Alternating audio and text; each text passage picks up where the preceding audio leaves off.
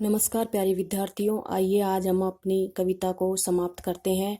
देखो बच्चों, हमने कल यहाँ तक कविता को बड़े ध्यानपूर्वक समझा था। आइए आज आगे की पंक्तियों को पढ़ते हैं।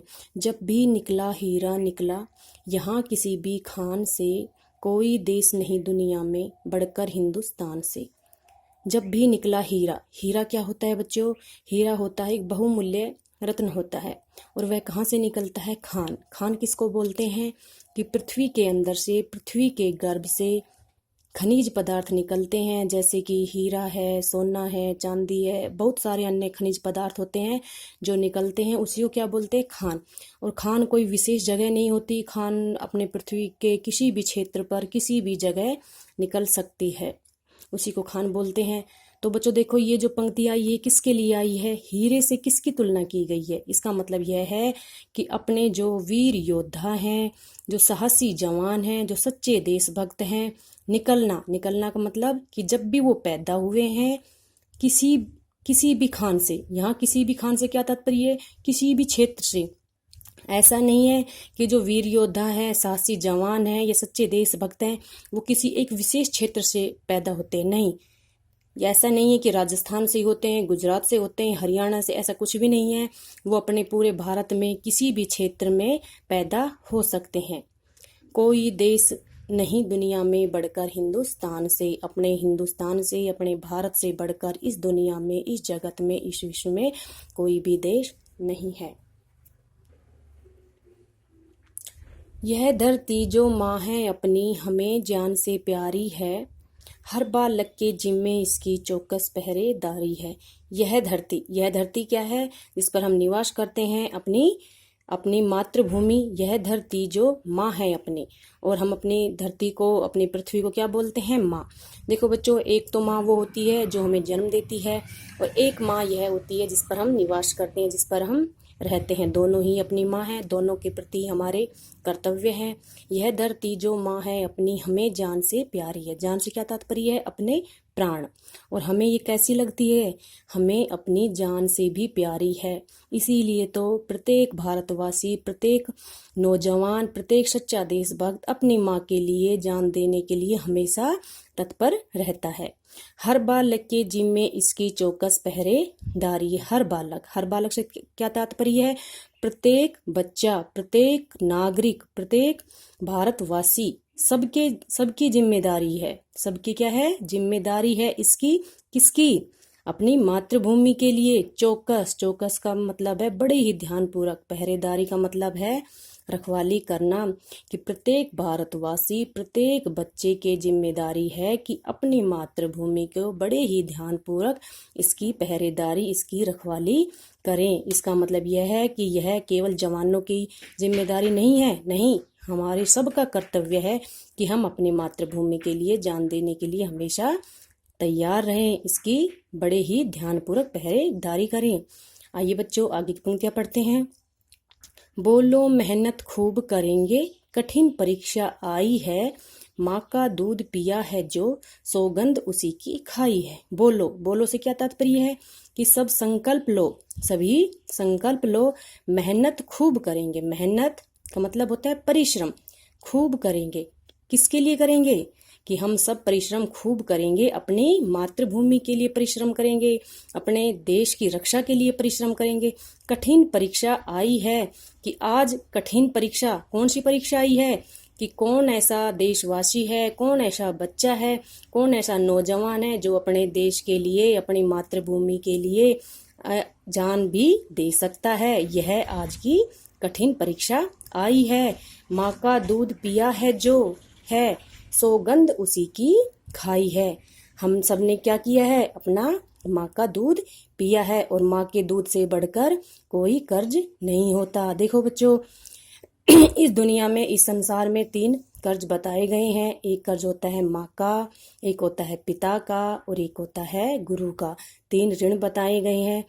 इन 3 ऋणों को चाहे हम कितना भी कोशिश कर लें, कभी भी नहीं चुका सकते। यहाँ पर उसी के लिए बताया गया कि माँ का दूध पिया है जो, कि हम अपनी माता का दूध पिया है उसकी लाज हमेशा रखेंगे। अपनी माँ के दूध को कभी भी गिरने नहीं देंगे। माँ का दूध पिया है जो सौगंध, सौगंध का मतलब क्या होता है? कसम, कि अपने माँ के दूध की कसम खाओ। कसम उसी की खाई है कि हमने अपने माँ के दूध की कसम खाई है कि हम इस कठिन परीक्षा में हमेशा सफल होंगे।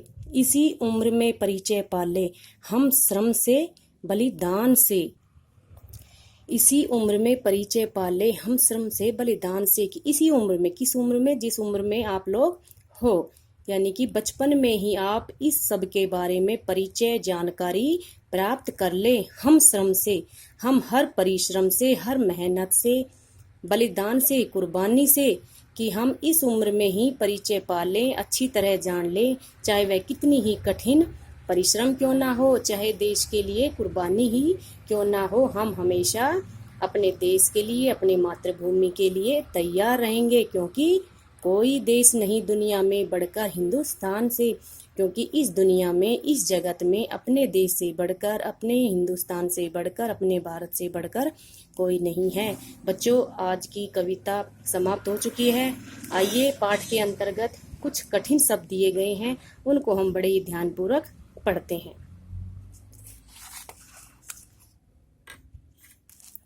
देखो बच्चों, यहाँ पर शब्द हैं, ये शब्द हैं इधर, और यहाँ पर इनका अर्थ लिखा हुआ है।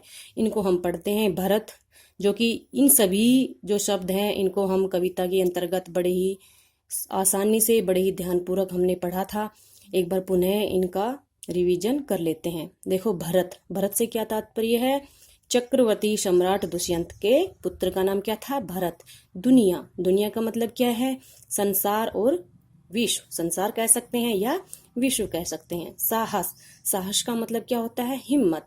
कांटे, कष्ट या दुख। दहकते, दुखी होना या तपना या धधकना। शान, शान का मतलब होता है गर्व। पुरखों, पूर्वजों। अचरज, आश्चर्य। हीरा, एक रत्न। कठिन, मुश्किल। चौकस, पहरेदारी, सावधानी के साथ रखवाली करना। संतान, औलाद, संतति। पैदा होना, जन्म लेना। सौगात, भेंट, उपहार। फूल, आनंद, सुख। महकते, सुख शांति के लिए काम करते। समर, युद्ध। ललकारना, चुनौती। व्रत, उपवास, संकल्प, नियम। जान, प्राण। मेहनत, परिश्रम। सौगंध, कसम। देखो बच्चों, आप जो भी ये शब्द और अर्थ लिखे हुए हैं, शब्दार्थ लिखे हुए हैं, इनको आप एक या दो बार अच्छी तरह ध्यानपूर्वक पढ़ें। वह जो आपका आज गृह कार्य है वह यही है कि इनको ध्यान से पढ़ते हुए इनको बड़े ही सावधानी पूर्वक लिखें। कहीं भी कोई अशुद्धि नहीं होनी चाहिए। लिखावट में बड़ी ही सही होनी चाहिए। लिखावट को बड़े ध्यानपूर्वक लिखें, बड़े आराम से लिखें। जल्दबाजी करने की कोई वो बात नहीं है। आप इसको आराम से उतारें। अब देखो बच्चों, जो अभ्यास कार्य है उसमें देखो उच्चारण के लिए यहाँ पर शब्द दिए गए हैं। उच्चारण के लिए आप इनको आराम से उच्चारण करें। जैसे व्रत, क्या है ये? व्रत। ये व्रत नहीं है, वृत नहीं है, क्या है ये? व्रत। इसमें आपको वह है उस पे कम जोर देना है। क्या है ये? व्रत। यहाँ पे है पुरखों। देखो यहाँ पर पीछे आपको एक बिंदी दिखाई दे रही होगी जो किसकी है? अनुनासिक की। इसको हम क्या बोलेंगे? पुरखों। क्या बोलेंगे? पुरखों। यहाँ पर है ज्वालाओं। क्या है? ज्वालाओं।